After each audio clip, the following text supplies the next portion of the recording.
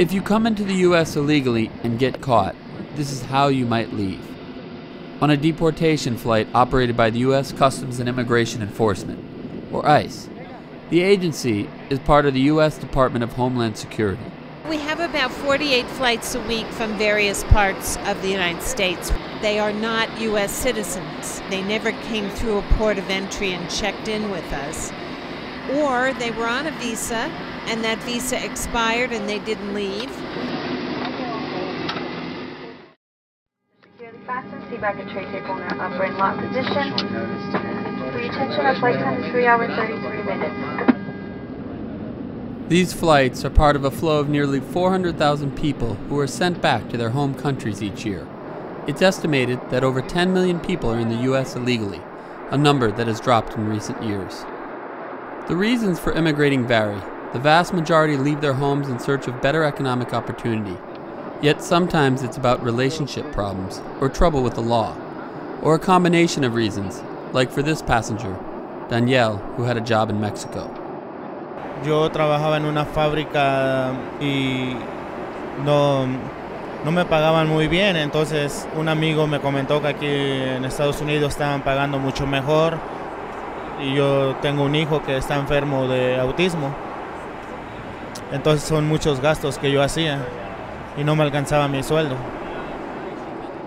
Estranged from his wife, Danielle spent the past few years in the U.S., where he started a new family. Now Mexico doesn't feel like home.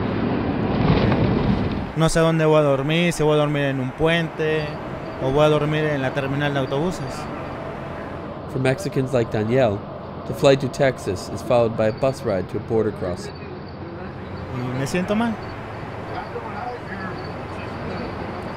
Me siento mal, tengo ganas de llorar porque extraño a mi hija. Y no sé qué hacer.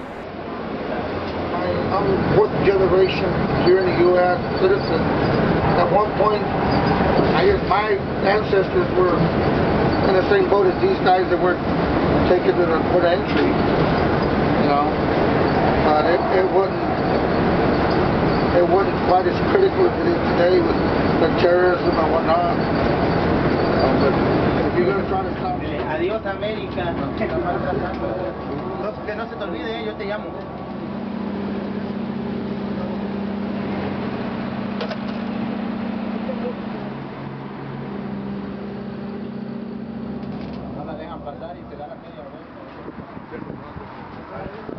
Their journey ends with a walk across the Rio Grande and into Mexico. For many of them, it's a disappointment. Their dream of America has just ended for them. Deportation flights also travel to other countries in Latin America. This flight is carrying Guatemalans back to their country. 2 years ago, this kind of flight carried Miguel home.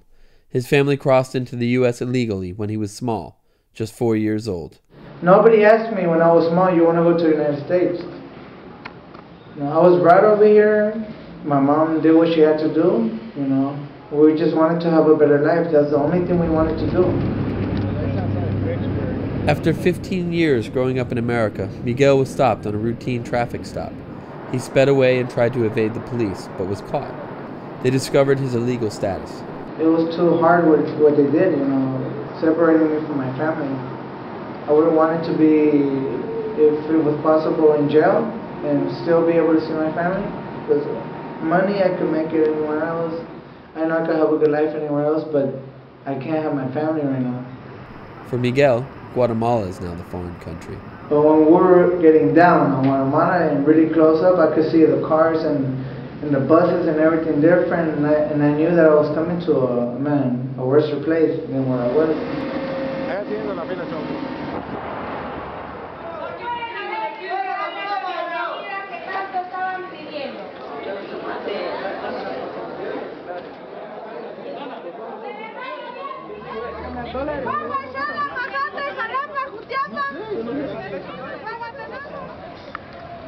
¿Taxi para la terminal? No. Deportation can have a silver lining, reunions with family not seen for years.